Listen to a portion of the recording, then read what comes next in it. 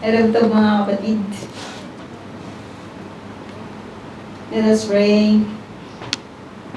Heavenly Father, nagpapasalamat po kami, O Diyos, sa oras na ito na dinala po ninyo, O Diyos, kami, Panginoon, dito po sa inyong bahay, dalanginan.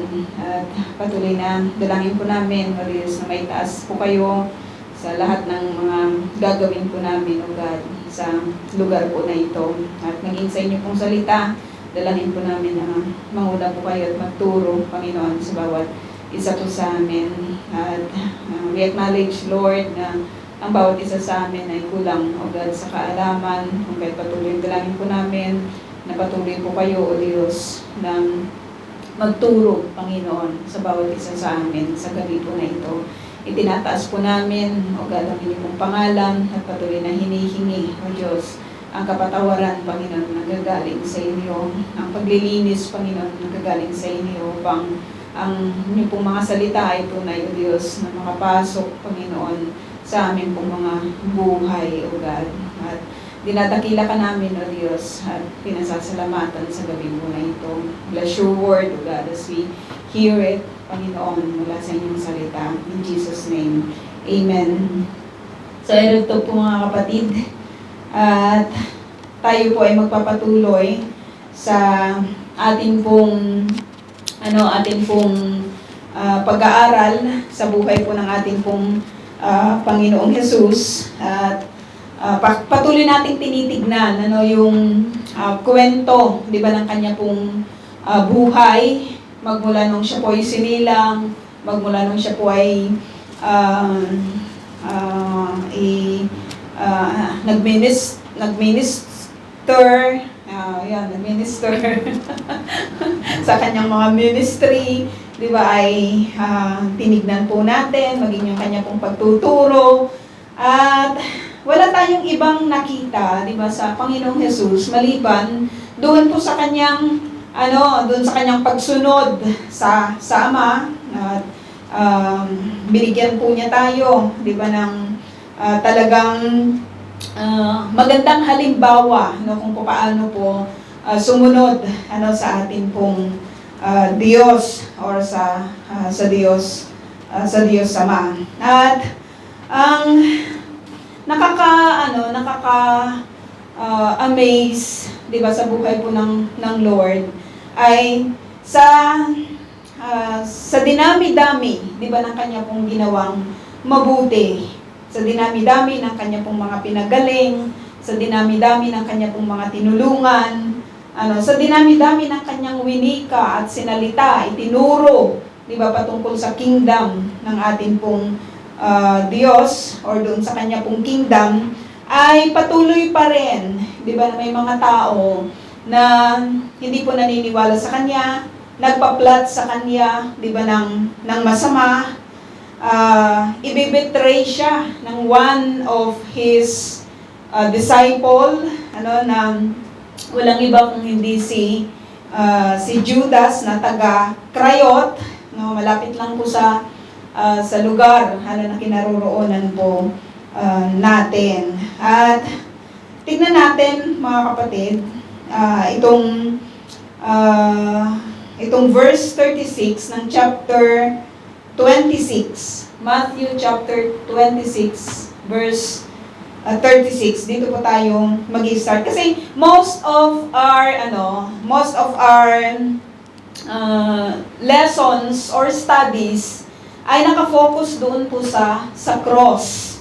Nakafocus tayo doon sa ginawa ng Panginoon, nakafocus yung lahat, yung karamihan sa mga pag-aaral sa cross. Pero sa gabi po na ito, ay titignan po natin kung ano po ang nangyari doon po sa Gethsemane. Doon sa Gethsemane, na kung saan ay binigyan title ng mga Bible po natin, ang sinabi po dito ay nanalangin si Jesus sa Gethsemane. At ito rin po ay sinulat ni Mark, at isinulat din po ito ni Lucas. Sino po sa inyo yung hindi pa nakarating sa Gethsemane? Yan. Mga ilang beses na po kayong nakarating doon, sa Gethsemane. And every time na pumupunta po tayo doon, naalala po natin yung rason, 'di ba, ng lahat ng mga nangyari sa lugar na 'yon, sa kapanahunan ng Panginoong Hesus. Ang tanging witness na nandoon ay yung mga olives, 'di ba? Na talagang ang lalaki na nila, at nakikita po natin na yung mga puno, 'di ba, ng mga olibo, nagsisignify po doon kung ilang taon na sila. No, kung ikakat po 'yon, may mga ring-ring doon sa sa loob ng puno or ng kahoy, na yun po yung magsasabi kung ilang taon na yung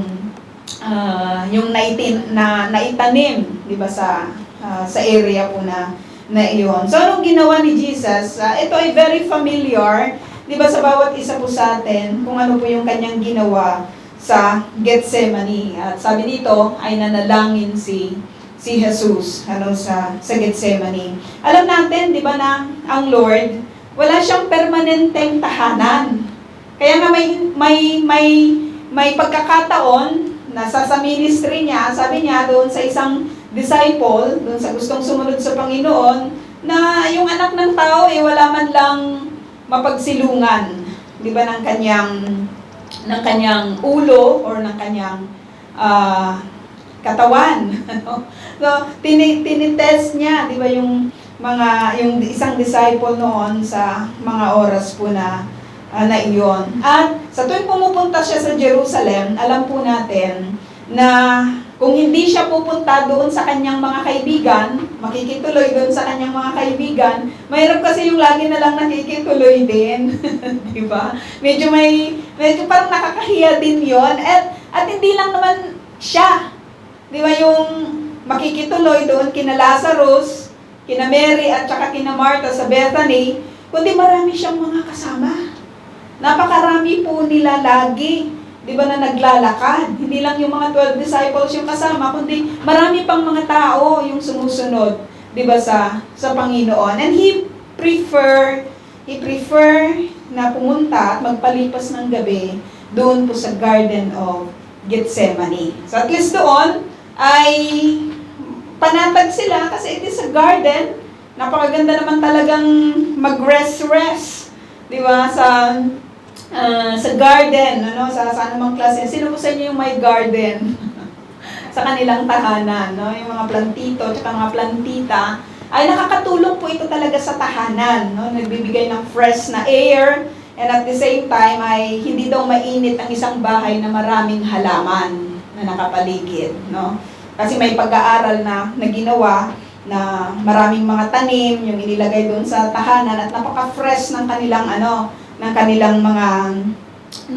tahanan. Pero trinay din na tinanggal yung lahat, uminit, napakainit daw ng walang mga pananim. So he preferred to be in that garden. Especially sa mga oras po na ito, na kung saan ay alam po ng Panginoong Hesus na malapit na po siyang ipako, 'di ba, sa cross ng Calvary. At maintindihan natin bakit ba nananalangin yung isang tao.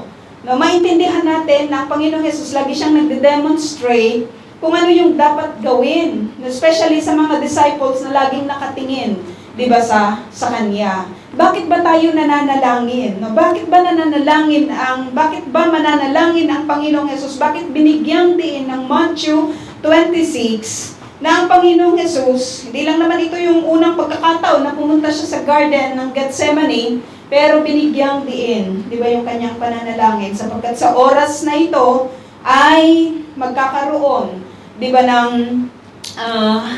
magkakaroon ng yung fulfillment, 'di ba, ng kanyang pagparito. So sabi dito, isinama ni Jesus ang kanyang mga alagad sa isang lugar na tinatawag na Gethsemane. So it is a blessing for us, mga kapatid, 'di ba, na yung mga lugar na ito is nakita natin, napuntahan natin, nakita natin kung paano puntahan yung lugar na yon, sa pamamagitan ng ating mga paglalakad na ginagawa. At once in a lifetime, 'di ba, ng ating Panginoong Hesus, ay pumunta po siya sa lugar na ito. At meron siyang mga isinama, sabi dito, sinabi niya sa kanila, dito muna kayo, mananalangin ako sa dako roon. Dito muna kayo at mananalangin ako sa dako roon. Pero before that, di ba napag-aralan natin from the previous na mga chapter or na mga naituro po sa atin, sinabi na ni Jesus sa mga disciples, di ba na sa araw na, sa oras na ito, lahat kayo magkanya-kanyang takbo. Iiwan ninyo ako. At sinabi ng mga disciples, hindi mangyayari yon. Si Peter, sinabi niya, kahit anong mangyari, hindi kita iiwanan. No? Hindi kita iiwanan. At sinabi sa kanya ng Panginoong Hesus na bago pa tumilaok yung manok sa oras ng 3:00, makatlong beses mo na akong itinatwa. So, yung pagpunta po nila dito po sa Garden of Gethsemane, sabi ni Jesus, mananalangin ako doon. No, mananalangin ako sa dako roon. So what are we going to what are the disciples supposed to do in this hour? In this hour na sinabi ni Jesus, mananalangin siya. So supposed to be itong mga disciples ay mananalangin din. Kasi ganun po yung ginagawa ng kanilang leader. At sabi dito, tingnan natin kung ano yung kanilang gagawin. Pero alam na natin kung ano mangyayari, di ba? Sabi dito, 37, Ngunit isinama niya, hindi yung lahat ng mga disciples ay isinama, at isinama lang niya ay si Pedro at ang dalawang anak ni Zebedeo. Sino yung mga yon? Si James at saka si John. So si James, si John, si Peter, at sila po yung mga leader. Sila yung mga leader, yung mga pangunahing mga leader, ng mga leaders ng mga disciples. So supposed to be, sinama sila ng Lord doon, tignan kung ano yung gagawin ng Panginoon, makipanalangin, di ba, sa Lord, kasi pinagbigay alam na sa kanila ng Lord na sa gabi na ito ay iiwan ninyo akong lahat. So kung itong mga disciples na ito ay makita po natin, di ba na ganun po nila binigyan halaga or bibigyang halaga yung mga yung warning na narinig po nila sa Panginoong Hesus. Magbabantay supposed to be sila. Di ba? Magbabantay sila. At titignan natin, sabi dito, nagsimulang mabagabag at maghirap ang kanyang kalooban. Nagsimulang, sabi dito, mabagabag, maghirap ang kanyang kalooban. So, grabe yung sorrow. In short, very sorrowful. Di ba yung ating Panginoon, no? Grabe yung kanyang sorrow. Grabe yung kanyang kabagabagan. Grabe yung kanyang paghihirap. Di ba ng kanyang kalooban? Bakit? Kasi alam niya kung ano yung mangyayari sa gabi na iyon. Iiwan siya ng kanyang mga disciples. Walang mag-i-stand doon sa kanyang tabi. Magsisitakbuhan sila. Walang susuporta, 'di ba, sa kanya sa gabi na ito. At hindi lang 'yun yung dahilan kung bakit nababagabag, 'di ba, yung kalooban ng Panginoon, kundi alam niya yung rejection ng mga tao. Alam niya yung kapupuntahan, di ba, ng mga tao na hindi po makikinig sa kanya or hindi maniniwala doon po sa mensahe niya about the kingdom, Maraming kahit naman sa kapanahunan po natin ngayon, di ba, mga kapatid, marami yung kalungkutan, marami yung paghihirap na dinaranas natin, di ba, sa mundo na ito. Ganun din po ang Lord, Walang hustisya na ibibigay sa kanya. Diba? Nandyan yung rejection, nandyan na iiwanan siya ng kanyang mga disciples, Nandyan na itong mga iiwanan niyang mga disciples ay hindi pa talaga sila matibay. Hindi pa sila talaga nagsiseryoso sa kanila pong pagkatawag sa Lord. At isa pa sa nakakalungkot sa Lord ay yung kasalanan, di ba, na kanya pong iki-carry, yung kasalanan na kanya pong dadalhin, yung kanyang bagkatin, ano ba sa Tagalog ang bagkatin? Yung kanyang bubuhatin, bubuhatin. Sumasagot si Pastora, alam niya, yung kanyang bubuhatin, sa kanya pong buhay. So we see in the Garden of Gethsemane, a very sorrowful, isang malungkot na Savior. Or isang malungkot na tao sa kanyang pagdadaanan. Sa kanyang pagdadaanan. Kasi hindi kayang i-contain ng Panginoong Jesus, di ba, yung mawawalay siya sa Ama nang dahil sa kasalanan. Dahil lahat ng kasalanan ay naghihiwalay, di ba, sa tao at sa Diyos.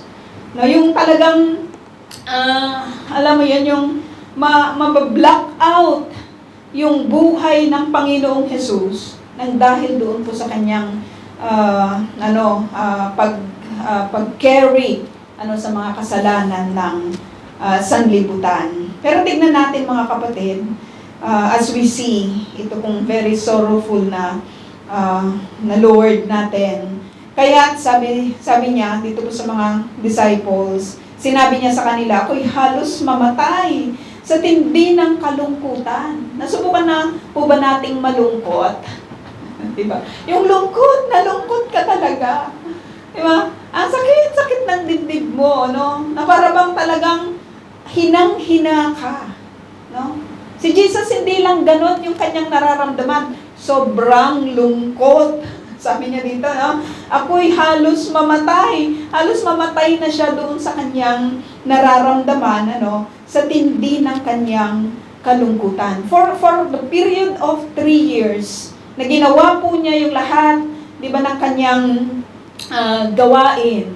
Ginawa niya yung kanyang ministry without resting. Alam mo yon, yung talagang grabe yung tao na laging lumalapit sa Panginoon. Alay lakad sila sa kapanahonan na iyon. May mga panahon na natutulog siya, di ba, ginigising po siya dahil sa dami ng mga gagawin, sa dami ng mga tao, di ba, na nais po niyang nais nila, di ba, yung kanya pong serbisyo. At nabanggit natin kanina na ang nagpapalungkot sa Panginoong Jesus ay kung paano itrato, di ba, ng mga religious leaders ang templo. Nakita natin kung paano po nila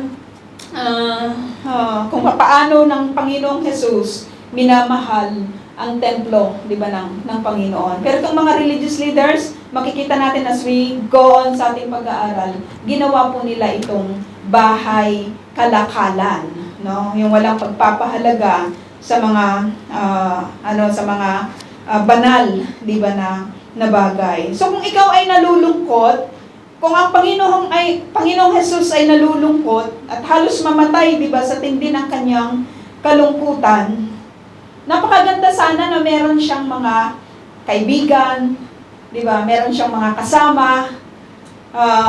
Normal kasi sa tao yun na kapag ikaw ay nalulungkot, you wanted somebody, di ba, to talk to share your paulit-ulit na problema, di ba?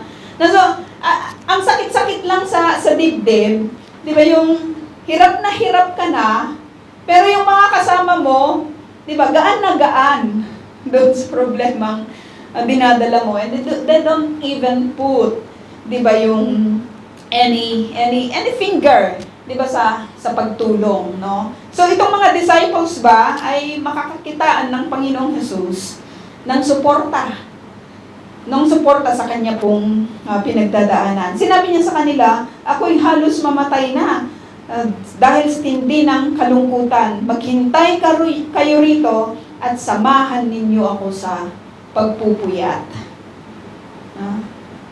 Sa pagpupuyat. Tayo sa pagpupuyat di ba? Tayo dito, pasado tayo, di ba, sa pagpupuyat. Pero habang nagpupuyat sana, itong mga disciples po na ito, ay katulad ng kanila pong naririnig, di ba, or narinig sa Panginoong Jesus, na mananalangin siya. No? So mananalangin dapat din sila. No?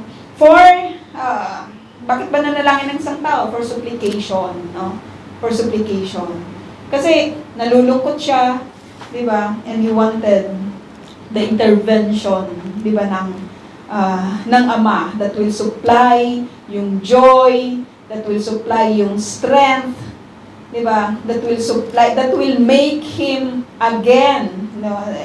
Yung magpapalakas sa kanya, di ba? Sa kanya pong kakaharapin. At isa sa mga nakita po natin dito, mga kapatid, na kapag tayo po ay nalulungkot, kapag tayo po ay may mga dinadala, no? Kapag tayo po ay nababagabag, kapag tayo po ay naghihirap, di ba, ng ating pong mga kalooban, isa sa mga makikita po natin na ginawa ng Panginoong Jesus ay nanalangin po siya. No? Nanalangin po siya. Walang ibang walang ibang makapagbibigay kasi, di ba, ng kagaanan sa isang tao maliban sa panalangin. Maliban sa panalangin, no? Maliban sa pagkonekta sa Diyos natin, no? Kasi nasubukan na natin, marami nang sumubok kung sila'y nalulungkot, nagiinom sila. Kung sila'y nalulungkot, nagbibisko sila. Di ba? Kung sila'y nalulungkot, alam mo yung kung paano ma-ease yung lungkot, pero instead na mawala yon, di ba, bumabalik at lalong nadadagdagan, di ba, yung kalungkutan ng tao. But once a person ay mananalangin, di ba, sa tunay na Diyos, mag-iiba yung lahat. Masusuplayan siya, di ba, ng power ng kalangitan sa lahat ng kanyang mga kailangan. Lumayo siya, sabi dito, verse 39, lumayo siya ng kaunti, nagpatira pa siya at nanalangin. Pwede naman sanang sama-sama na sila, but he preferred to be alone. Diba? And commune with the Father. Lumayo siya kasi matindi yung kanyang kakaharapin, no? At ito yung kanyang sinabi, Ama ko, kung maaari po, ilayo ninyo sa akin ang kopang ito ng paghihirap. So he even requested the Father, ilayo yung kopa, yung suffering. Yung kopa, it signifies yung suffering. Di ba na kakaharapin po niya. No? He even requested the Father. Ganun po talaga ganun yung relasyon ng Ama. Kasi ng Ama sa anak at ng anak sa Ama, sapagkat ang Panginoong Jesus alam niya na kapag when He take itong suffering na ito na nakakaharapin po niya, mawawala siya saglit, di ba, sa presensya ng Ama. At ayaw po ng Lord yun, no? Ayaw niyang mawala kahit isang segundo lang o isang saglit sa presensya po ng Ama, no? He even requested, ilayo po ninyo, ngunit, no, this is the total submission ng isang tao, di ba, nang hihingi sa favor ng God, na katulad ng Panginoong Jesus, humihingi po siya ng pabor, di ba, sa Ama. Sabi niya, ngunit hindi po ang kalooban ko, kundi ang kalooban ninyo ang mangyari. What a heart! Di ba, ang meron po ang Panginoong Jesus sa mga oras po na ito. Kung gusto mo, Ama, na magdaan ako sa suffering, no? Ayaw ko sana kasi mahirap Ayaw ko sanang pagdaanan yung problema na ito Kasi ayaw kong mawalay sa iyo. Ayaw ko sanang mahirapan. Di ba? Kasi po pwede naman yun na hindi na ako magdaan, di ba, sa paghihirap ko na ito. Yun yung kalooban ko. Pero hindi yung kalooban ko ang siyang mangyari, kundi yung kalooban mo. At total submission, di ba, sa Ama. Sa panahon ng kanyang kalungkutan, sa panahon ng kanyang kabagabagan, sa panahon ng kanyang kahirapan, he totally submit his will and his life, di ba, to the Father. Verse 40, sabi niya dito, nagbalik siya at dinatnan niyang natutulog ang tatlong alagad. Si Peter, si James, at saka si si John. Sinabi niya sa kanila, magbantay kayo. Magbantay kayo, mananalangin ako. Magbantay kayo, magpupuyat tayo sa gabi na ito. Pero pagdating niya, nung pinuntahan niya itong mga alagad, kasi sa isang taong nalulungkot, mga kapatid, hindi yan mapakali. Sinabi sa ibang account na yung kalungkutan ng Lord, yung alam mo yun, yung sweat niya, yung pawis niya ay nagiging dugo na. Diba? Ganun po yung binabanggit ng ibang mga account. At hindi rin naman natin masisi itong mga disciples, di ba mga kapatid? Kasi nga, gabi na yon, pagod ang mga disciples sa maghapon na gawain.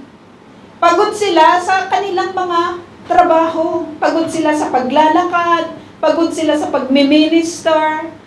Gabi na ito magmamadaling araw na ito. No? At sa isang katawan na may kapaguran, inaantok yan, lalo na wala namang kuryente sa kapanahunan na yon. May siguro may mga may mga ilaw-ilaw sila. Talagang yung serenity, 'di ba, yung silence ng kapaligiran, yung ganda, 'di ba, ng lugar. It is a garden. Alam mo yun, napakasarap matulog. Diba?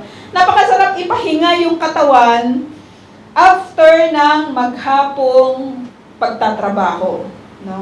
After ng maghapong pagtatrabaho, no? At sabi dito, natutulog po yung mga tatlong alagad. Sinabi ni Jesus sa kanila na magpupuyat tayo, pero alam mo yun, hindi mo talaga mapigil yung antok mo, yung antok nila, kasi mga pagod ang mga disciples, no? At sabi ni Jesus, sinabi niya kay Pedro, talaga bang hindi kayo makapagpuyat? Nakasama ko kahit isang oras man lamang? Talaga bang hindi kayo makapagpuyat?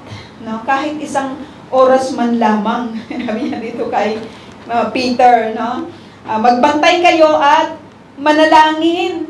Sabi niya, upang huwag kayong madaig ng tukso. Ang espiritu ay nakahanda, ngunit ang laman ay mahina. Ang espiritu ay malakas or nakahanda, ngunit ang laman ay mahina. So very familiar, 'di ba, sa atin yung mga katagang ito, 'di ba, ng ating Panginoon, no? Very willing ang mga disciples. They love the Lord. They love the Lord. They already spend their time, their life to God, to this Lord. Diba? To Jesus. For the period of 3 years, kasama nila ang Lord. Na-witness po nila yung lahat ng mga miracles and wonders, diba, na ginawa ng Panginoon. And they really love the Lord. They really love the Lord. Lamang, sa oras na ito, mga pagod po sila, di ba? Kung kaya't nakatulog po sila. Pero patuloy na pinapaalala sa kanila ng Panginoon na magbantay kayo, magpuyat, manalangin, upang hindi sila madaig sa tukso, no? Upang huwag kayong magsipasok, sabi niya, sa tukso, no? 42, muli siyang lumayo. Napakasarap sana na pagbalik ng Panginoong Jesus, ang mga disciples po na ito ay gising, nananalangin for themselves, diba, nagpapalakas din, dahil sinabi na nga sa kanila, diba, na may pagdadaanan po sila sa oras na yon or sa gabi po na iyon, no? 41, magbantay kayo, sabi dito, muli siyang lumayo, 42, at nanalangin, Ama ko, kung hindi po, pangalawang beses, kung hindi po maaring maalis ang kopang ito, malibang inumin ko, mangyari nawa ang iyong kalooban. So, hindi talaga, si Jesus hindi siya panatag, no, sa mga oras po na iyon, no. Grabe lang talaga yung kanyang suffering, no, na pare-parehas po yung kanyang ipinapanalangin na, Lord, kung walang ibang way, Di ba? Sige, iinumin ko yung kopa na ito, no? Mangyari ang iyong kalooban. Muli siyang nagbalik at nakita na naman niyang natutulog sila. Sabi dito, sapagkat sila ay antok na antok. Diba? Antok sila. No? Antok na antok. No? Sabi siguro nila, no? Si Jesus naman, kaya na niya yan. Diba? Pinapanalangin naman tayo ni Jesus, kaya na niya yan. Diba na mag-isa. Pero for that moment, for that moment, Jesus wanted, diba na, sana sila, maging sila, diba, ay nananalangin at nagpupuyat, diba na, nakasama niya. 44, iniwan niyang muli ang 3 alagad at siya'y nanalangin. At iyon din ang kanyang sinabi. Nagbalik na naman siya sa mga alagad at sinabi sa kanila, natutulog pa ba kayo at nagpapahinga? Natutulog pa ba kayo at nagpapahinga? Dumating na ang oras ng anak ng tao ay pagkakanulo sa mga makasalanan. Bangon, halina kayo, narito na ang nagkakanulo sa akin. 3 beses, no? 3 beses, pero hindi pa rin po sila nagising. No? Ginising pa sila, di ba, ng Lord. 47, nagsasalita pa si Jesus nang dumating si Judas na kabilang sa 12. Laging ito yung connection ni Judas every time na ipinapakilala po siya ng scripture. Kabilang sa 12. Hindi sinabi, isa siyang alagad ni Jesus. Kundi nakabilang siya doon sa 12. May kasama siyang maraming tao na may dalang mga tabak at pamalo. Isinugo sila ng mga punong pari at mga pinuno ng bayan. Bago pa sila dumating doon, sinabi na ng taksil sa kanyang mga kasama, kung sinong hahalikan ko, siya ang dakpin nyo. Akalain mo ito, no? Grabe lang talaga yung wasted opportunity na meron itong si Judas. Una-una sa lahat, ipinagbili niya ang Panginoong Jesus for 30 pieces of silver. At ngayon naman, as a sign, dito po sa mga kasama niyang puhuli sa Panginoong Jesus, sabi niya, magbibigay siya ng halik. Abay, napaka-precious ng halik, mga kapatid. Hindi mo ito basta-basta ibinibigay sa hindi mo kakilalang tao. Ang halik ay nagsisignify, di ba, ng connection, ng relationship. Ng relationship doon sa taong hahalikan mo. Nasubukan na ba ninyong umalik ng hindi nyo kakilala? Minsan dito sa akin, nung naglalakad pa ako sa mga streets ng Hadar, meron na lang yung biglang humalik sa akin. Hindi ka panatag, di ba? Kasi hindi mo naman kilala yung taong ito. Bakit kanya hinahalikan? Yung pala may kamukha ako. Di ba? At kinukumusta na yung mga taong hindi ko kakilala. No? Pero dito, mga kapatid, itong traitor na ito na si Judas, kilala niya kung sino yung kanyang hahalikan. No? Grabe lang talaga yung kanyang pagka-hypocrite. No? Na magagawa, inano mo na tong tao na to eh. Kumbaga, pinagtaksilan mo na eh. Tapos, parang kaibigan mo ito eh. Kaibigan mo eh. Di ba? Kasama mo ito for the period of 3 years. Tapos gusto mo pang halikan after ng betrayal. Di ba? Napaka-hypocrite naman ng bagay na yon. Kaya minsan kahit yung enemy mo, halik na halik, tapos meron palang deep inside, di ba na, galit ka pala doon, tapos kunyari, beso. Hypocrite. Di ba? Napaka-hypocrite. Sabi dito, nilapitan niya agad si Jesus at binati, magandang gabi po, guro. Di ba? Sa kahinalikan. Grabing na to, no? Grabing ugali nito. Diba? Grabing kapal mukha talaga nito, no? Itong si Judas. He even betrayed a person na wala namang kasalanan. Alam niya yun eh. But because of his greed, no, because of his greed, in-expose siya doon sa kanyang greed. Nakita po natin na ganito po yung kanyang ginawa sa Panginoong Jesus. So from the life of Judas itself, mga kapatid, we can identify who is the false disciple. They will be characterized by greed. Mas mahal nila ang pera, mas mahal nila yung makukuha nila, mas mahal nila yung mga material things kaysa sa Panginoon. At hindi lang yon. These people, yung mga false disciples na katulad po ni Jesus, they are living in deceit. Mapanloko po sila. Diba? Mapanlin lang. Akala mo totoo, hindi pala. Akala mo naglilingkod, hindi pala. Gusto lang ma-impress si sister. O kaya ma-impress si brother. May mga ganun na parang young people lang tayo sa mga oras na ito.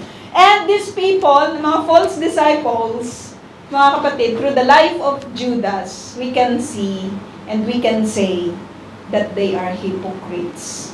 Kapanlin lang, deceitful, greedy. Sila po yung mga false disciples. No?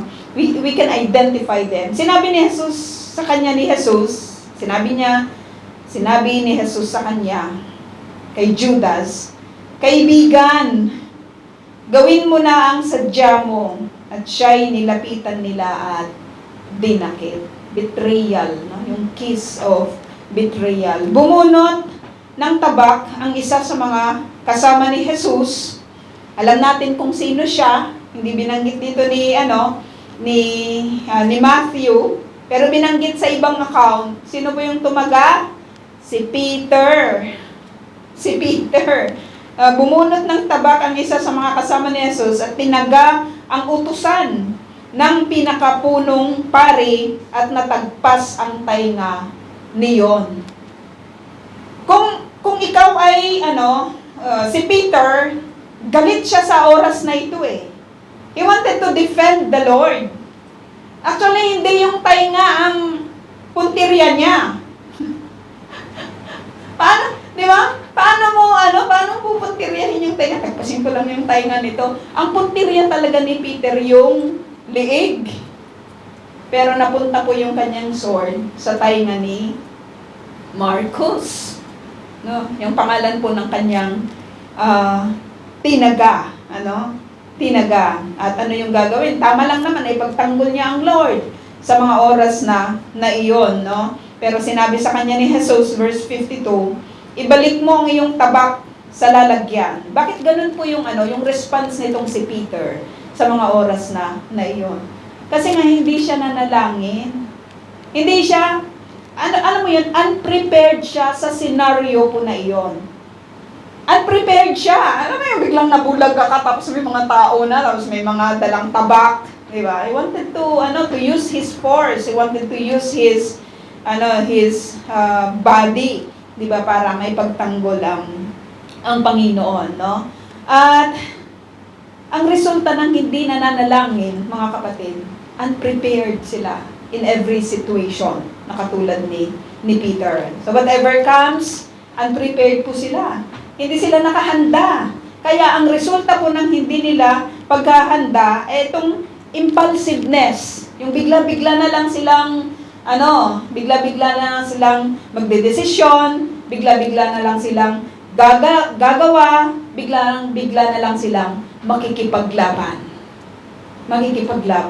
no? Impulsiveness.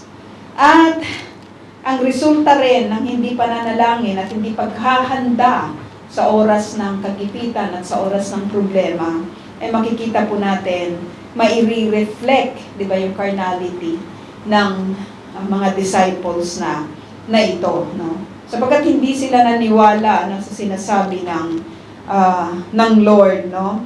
At sabi niya, balik mo ang iyong tabak sa lalagyan, ang nabubuhay sa tabak ay sa tabak mamamatay. Tama naman si Lord, di ba? Kasi kung pinatay mo yung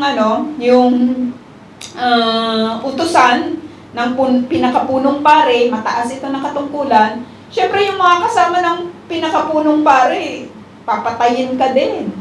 Diba? May mga dala din silang mga tabak. Pero makita po natin na ito po yung binanggit ng Panginoong Hesus dito po kay Peter. At 53, sabi niya, hindi mo ba alam na kung hihingi ako ng tulong sa aking Ama, ay padadalhan niya ako ng higit sa 12 batalyon ng mga anghel. Yung isang anghel na nga lang, nakamatay siya ng 180,000, di ba, na mga Syrian soldiers. Sa kapanahon, pinag-aaralan po natin. Isang angel lang po yun. Ito, isang batalyon. Di ba, sabi dito, 12 batalyon. Walang-wala itong mga dala ni Judas. Ang dala lang ay mga pamalo, di ba, at mga yung mga sword. Ngunit, sabi niya, papaano matutupad ang mga kasulatan na nagsasabing ito'y dapat na mangyari. Unprepared ang mga disciples, di ba? Kaya sila nagre-react with impulsiveness. Sapagkat napaka-carnal, di ba, ng kanilang mga puso. Hindi nila tinake ito, sa yung totoo, di ba, sa kanilang puso ang lahat ng mga sinasabi sa kanila, di ba, ng Panginoon. At makita po natin na ito po yung resulta. Hindi sila consistent doon po sa kanilang pagsunod sa Lord. At sabi nito, pagkatapos, hindi sila naniniwala eh. Sabi ni Jesus, magmula pa nung naglalakad pa sila, pupunta tayo sa Jerusalem, doon ay papako ang anak ng tao, di ba, itong gabi na ito, iiwan ninyo ako lahat. Pero hindi nila yun pinakinggan. Hindi nila pinakinggan, Kaya, makita po natin, 55, sabi dito, pagkatapos sinabi niya sa mga taong, ako ba'y tulisan na naparito kayong may tabak at pamalo upang ako'y dakpin? Araw-araw nakaupo akong nagtuturo sa templo, ngunit hindi ninyo ako dinakip. Ngunit nangyari ang lahat ng ito upang matupad ang sinulat ng mga propeta. Tumakas ang mga alagad, katulad ng binanggit ng Panginoon, at iniwan siyang mag-isa. Tumakas ang mga alagad at iniwan siyang mag-isa. Mga kapatid, iiwan din ba ninyo ang Panginoon na ito? Matapos na ialay po niya yung kanyang buhay, kayo din ba ay aalis at maglilingkod sa mundo? O mananatili kayo? Diba? O mananatili tayo sa Panginoon?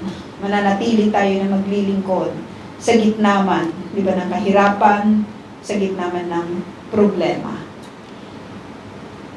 Malaki po yung inihanda ng Lord, diba, para sa atin. For I know the plans I have for you.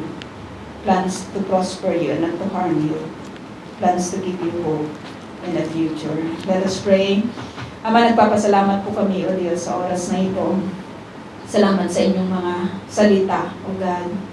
At nakita po namin, O Diyos, ang klase ng mga disciples sa oras po na ito ng pagdadalamhati, ng kalungkutan, O God, ng aming Panginoong Jesus sa garden ng Gethsemane.